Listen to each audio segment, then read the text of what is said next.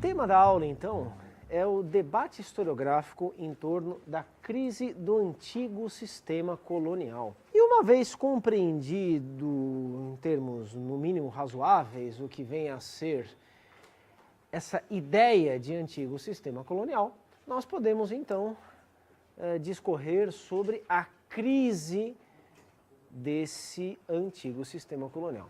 Uma pergunta para eu mapear aqui qual que é o grau de adesão inicial de vocês a essa discussão. Quem leu o livro do Novaes inteiro? Levante a mão, por favor. Não precisam ter vergonha, não. Podem levantar, viu? Não é motivo de vergonha. Levantem de verdade a mão, por favor. 1, 2, 3, 4. Né? Para uma classe de 60, digamos que o resultado está abaixo do tenebroso. Né? Enfim, quem leu alguma parte do livro do Fernando Novaes, levante a mão. Olha aí, tá vendo? A imensa maioria.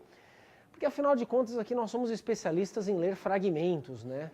A gente lê um capítulo aqui, outro capítulo lá, o terceiro capítulo acolá, né? E de capítulo em capítulo nós nunca chegamos à unidade da obra, né? Porque, obviamente, a leitura fragmentada dessa obra dificulta tremendamente a compreensão, né? A sua compreensão. Perdemos a unidade com essa mania didática ou com essa necessidade didática, talvez com essa contingência didática que temos, de tratarmos sempre fragmentos, né? Sempre pedacinhos, né? É outra maneira de se fazer?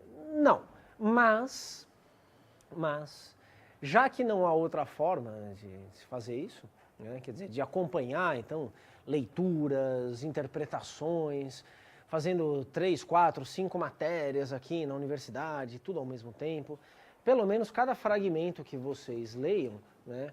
Que seja a prova cabal de um crime cometido contra a compreensão daquela obra.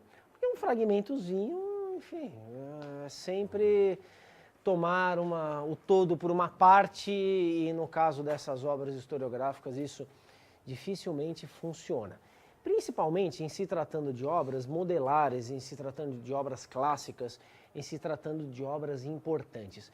Porque também, muitas vezes, né, no decorrer aí das atividades ordinárias de vocês leem uma coisinha aqui, outra ali, com finalidade prática, imediata, né? É para fazer um seminário de um determinado tema, é uma aula com um tema muito específico, aí vai lá ler um capítulozinho de uma obra, né? E aí o crime é menor, né? O que a gente perde com essa fragmentação é menor. Agora, as obras realmente importantes da nossa historiografia, elas precisam ser lidas, obviamente, na sua integridade, tá bom, pessoal? Então, eu não estou cobrando que vocês façam isso até o final desse curso, mas estou incentivando, estou estimulando que o façam sempre que possível, né, em respeito à própria formação que vocês estão tendo aqui, tá? O que entra em crise, já que a obra do Novaes é sobre a crise? O que entra em crise, então, foi um pressuposto de análise desse autor. Ele precisou discorrer sobre uma grande estrutura histórica, a própria ideia dele, né, para entender, então, como essa estrutura entra em crise. Ao se perguntar, então, quais as formas assumidas, obedecendo a quais mecanismos de desenvolvimento, pela dissolução dos vínculos entre Portugal e Brasil, né, estabelecidos durante a Idade Moderna, o Fernando Novaes discorreu, elaborou, né, uma caracterização geral do que ele chamou de antigo sistema colonial. Por que essa discussão toda é necessária? Por que ela é imprescindível? Porque, afinal de contas, esse é um dos mais importantes autores da historiografia brasileira, né? Ele é responsável por uma obra de grande impacto na historiografia acadêmica,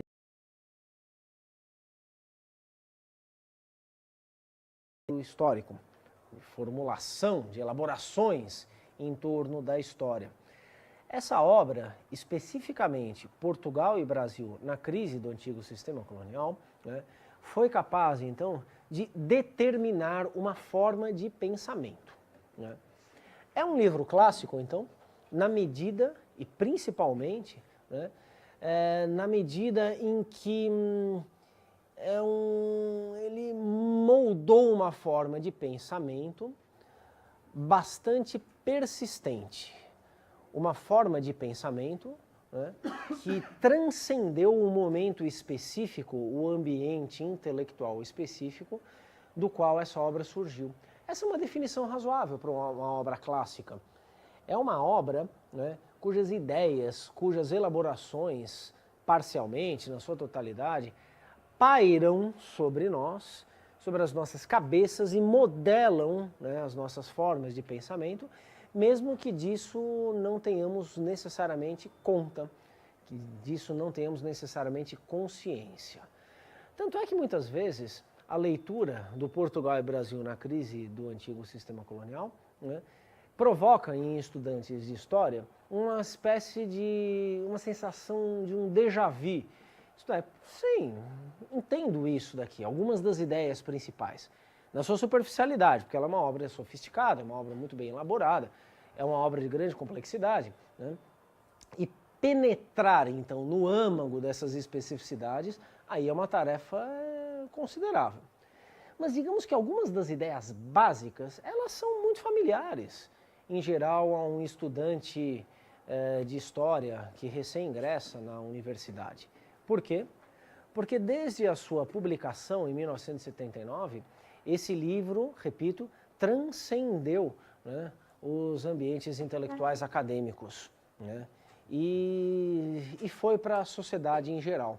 Né, e está aí, metamorfoseado, modificado, vulgarizado, simplificado, mencionado em livros didáticos, em livros de não especialistas para não especialistas sobre a história, né, em formas de tocar nos assuntos da colonização portuguesa da América, não limitadas então ao ambiente acadêmico.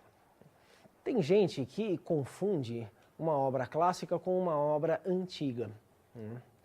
Tem gente que toma o termo clássico como pejorativo. Claro, o termo clássico pode ser entendido de forma literal ou restrita. O clássico pode ser o da antiguidade clássica, o que também seja, obviamente, um trabalho conceitual. O que é antiguidade e o que é clássica nessa antiguidade, o que é, portanto, uma antiguidade clássica. Como quer que seja, essa ideia do clássico que vem da antiguidade, né, é uma das formas de associação do clássico com o antigo. Agora, se nós nos perguntarmos, então, né, por que o antigo pode ser depreciado pelo fato de ser antigo, né? Estou tomando aqui um termo, enfim, básico, né? O antigo, o anterior, né? Talvez entendamos algumas características importantes do próprio mundo em que nós vivemos. Né? Vocês já pararam para pensar que o ritmo que nós vivemos hoje em dia, ou o ritmo de vida que é imposto à imensa maioria dos indivíduos nessa sociedade globalizada do século XXI, né? Esse ritmo de vida, né, ele tem a ver, né, com determinadas noções de valor ligadas à história, valores que tendem, então, a dignificar o presente, esvaziando o futuro e principalmente o passado. Né? Uma característica básica do mundo em que nós vivemos. Nós vivemos num ritmo tão acelerado, né, que propicia uma sensação que obviamente pode variar de indivíduo para indivíduo e pode não ser compartilhada por todos os indivíduos, por todos os 7 bilhões, né, número arredondado de indivíduos que existem na Terra, né, mas é uma sensação de que essa valorização do presente, né, simplesmente não oferece nenhum motivo para nós olharmos para o passado. E o futuro, então, torna-se uma eterna realização no presente. Eu acho que isso não é uma caracterização muito estranha a muitos de vocês. Né? o antigo tende a ser pior do que o moderno. O moderno é valoroso pelo simples fato de ser mais recente, né? De não ser tão afastado de nós quanto o antigo. Os exemplos da realização concreta desse tipo de valorização do presente e de depreciação do passado, eles são muitos, né? Mas se a gente quiser tomar um exemplo banal aqui, né? Por que as pessoas trocam tanto de carro numa sociedade como a nossa? Claro, no Brasil mais do que em outros países, nos centros urbanos mais do que talvez em zonas rurais, talvez não. Certamente em alguns países há uma febre de consumo de automóveis muito maior do que em outros, né?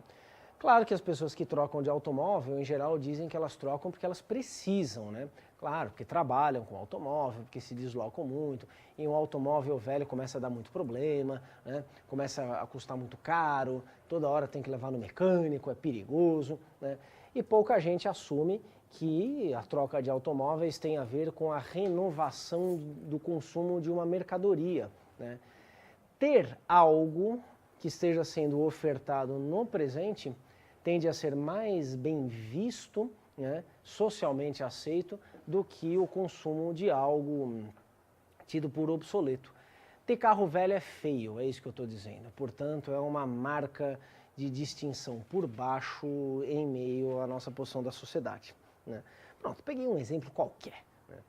Como quer que seja, né, nós que realizamos um trabalho pretensamente intelectual, né, digo pretensamente porque é sempre bom de fazer um pouquinho de autoironia, né, não se levar a sério demais, né, essas frases podem soar pomposas demais, mas se ridiculariza um pouquinho. Então, a gente que tenta pensar, a gente que tenta fazer, então, do pensamento, a essência do nosso trabalho, a essência das nossas tarefas, né, diárias, cotidianas, né, a gente pode escapar a essa tendência com relativa facilidade.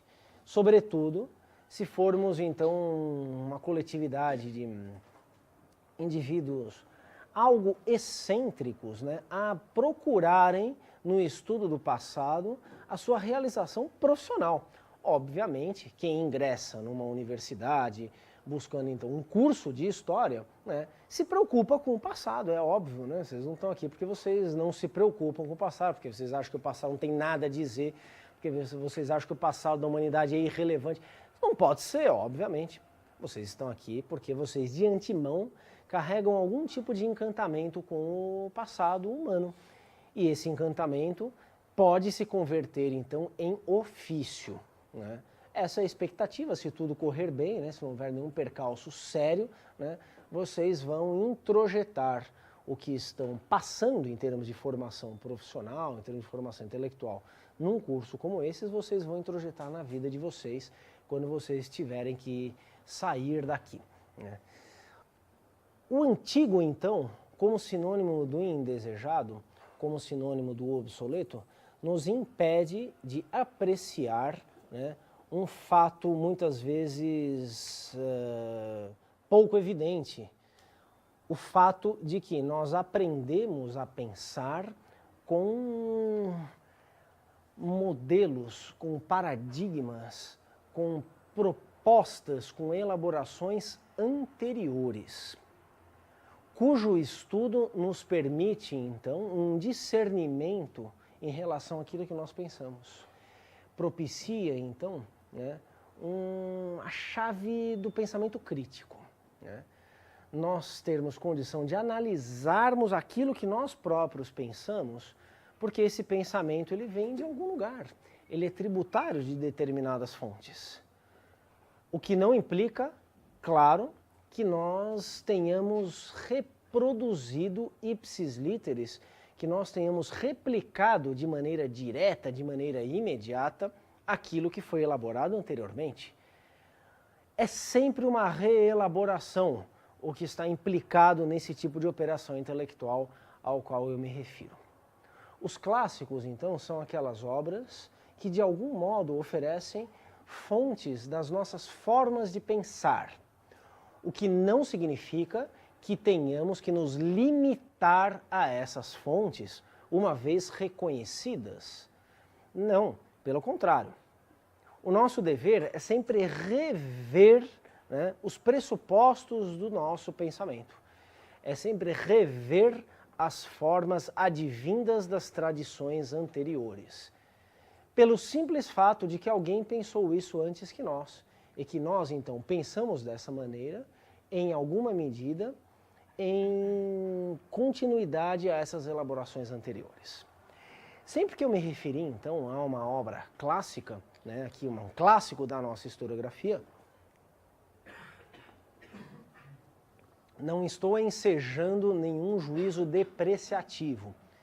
Pelo contrário, né, numa percepção oposta, ensejo uma valorização, uma distinção dessas obras em relação a outras cujas elaborações são muito mais passageiras, são muito mais efêmeras, são e foram muito menos impactantes.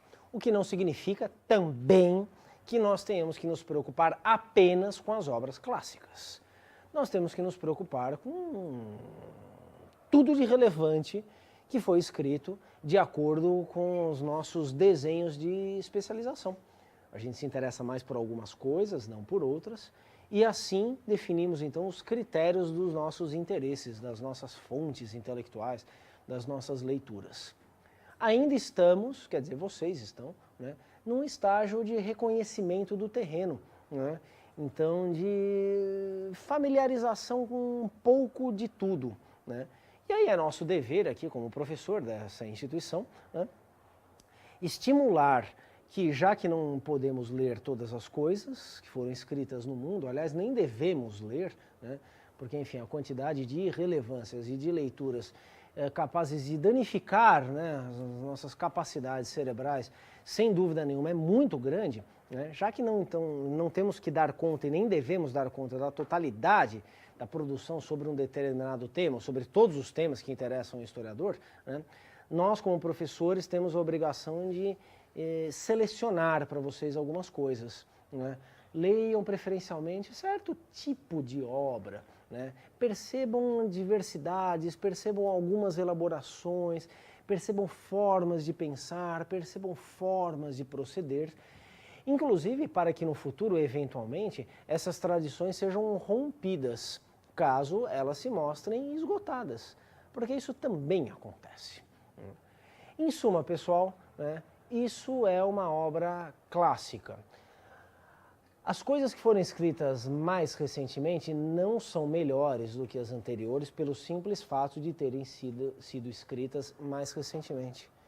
Essa é uma obviedade de forte implicação na vida acadêmica. Sobretudo porque nós vivemos em uma época de elaboração intelectual, de produção científica, né, muito pautada por critérios quantitativos mais do que critérios qualitativos. Nós somos avaliados em algumas instâncias de avaliação da produção acadêmica, da produção científica, da produção intelectual, né, por quantidades e por alguns critérios formais, mais do que realmente pela nossa capacidade de elaboração, né?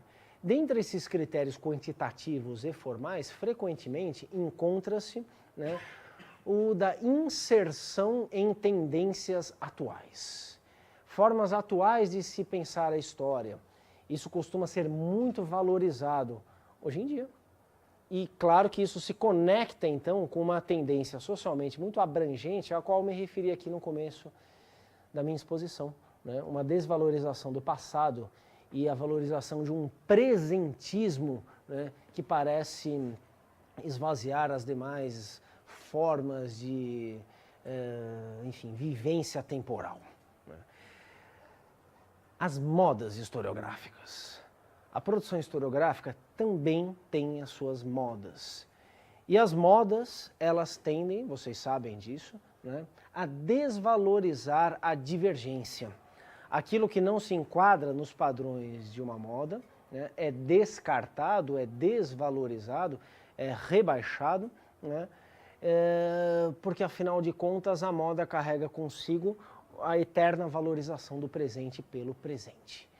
Trata-se então de uma busca por inovação, né, que cria então esse presentismo, busca por inovação essa que esvazia, então, qualquer possibilidade de valorização daquilo que é visto como um passado, portanto, como inadequado. A historiografia tem as suas modas também, pessoal. Existem algumas formas mais atuais, podemos dizer mais fashion de fazer história, enquanto que outras tendências são consideradas como obsoletas. Claro, o problema básico disso está na ideia que eu expressei aqui em pouquíssimas palavras e de modo bastante trivial. As pessoas hoje não são necessariamente mais inteligentes do que as pessoas do passado. As coisas que foram escritas recentemente não são necessariamente melhores do que as que foram escritas anteriormente. Isso só seria possível de imaginar caso toda a escrita da história, isto é, a historiografia, fosse rigorosamente pautada por uma avaliação criteriosa do que foi feito anteriormente. E não é assim que ocorre na prática, embora isso fosse desejável. Isto é, que o nosso ponto de partida fosse sempre o que veio antes de nós. Quando vocês estão estudando um tema qualquer, né, primeira tarefa, né, de todo historiador deve ser um levantamento bibliográfico de tudo aquilo sobre aquele tema, direta ou indiretamente sobre aquele tema, que foi escrito anteriormente. E aí uma avaliação, uma resenha, né, crítica, criteriosa, detalhada de tudo aquilo que foi escrito anteriormente. Para daí, então, darmos um passo além em relação ao que foi feito anteriormente. Mas o que frequentemente acontece, né, é de essa apreciação crítica da produção anterior, em primeiro lugar, ser muito lacunar e superficial, dos historiadores dificilmente darem conta da totalidade daquilo que foi escrito anteriormente sobre o tema que se está estudando. E em segundo lugar, mas ao mesmo tempo, há parece que uma indução fortíssima de que a crítica seja sempre projetando na produção anterior aquilo que vai se fazer no presente. É a tal da valorização da moda do presente. Isto é, de desprezar o que foi feito anteriormente, porque ninguém disse exatamente o que nós dissemos ou o que nós vamos dizer com as nossas palavras agora. Isso é muito frequente em dissertações de mestrado, né? Quando, enfim, o historiador está se tornando um historiador, mas ainda é um trabalho mais imaturo, ainda é um trabalho muito preliminar. A coisa que a gente mais escuta numa dissertação, que a gente mais lê numa dissertação de mestrado, né, é um desprezo pela produção anterior, né, e um afã novidadesco, né? Não, olha, ninguém estudou anteriormente, né, como que um governador das Minas Gerais cortava a unha do dedinho do pé. Portanto, essa produção é toda irrelevante, né? Ninguém foi capaz de dizer aquilo que eu vou dizer. Quando muitas vezes a novidade é em si uma irrelevância. Claro que eu peguei aqui um exemplo absurdo, né? Uma caricatura extrema, né? de uma banalização do conhecimento, né?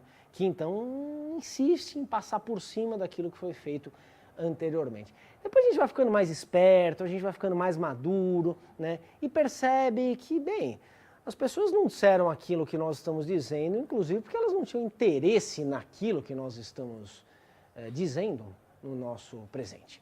Elas tinham outras questões. Vamos então tentar avaliar a produção de acordo com as intenções dessa produção. O que torna as coisas mais difíceis ainda, porque isso implica, então, entender contextos específicos de produção intelectual e tudo mais. São desafios, isso a gente aprende a fazer na prática. A gente tem que aprender a fazer isso para valorizar, então, o ponto em que nós estamos. Nós não estamos iniciando nenhum tema do nada. É muito difícil, praticamente impossível, né, que alguém venha com um tema de dissertação que seja 100% inédito. Né? Mesmo numa tese de doutorado, nunca ninguém tem estudado nada sobre um determinado tema. Né? É muito difícil disso acontecer. Né? Ah, mas é possível? Sim, é possível. E precisamos então buscar essa possibilidade? Não necessariamente.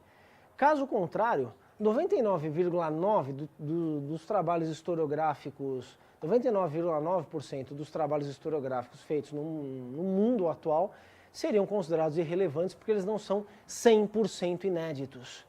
Nós não buscamos o ineditismo do tema, mas sim a relevância de um tema e um avanço na explicação daquele tema, né? Ou seja, nós partimos de um ponto em que estamos e precisamos discernir isso com muito cuidado, com muita atenção.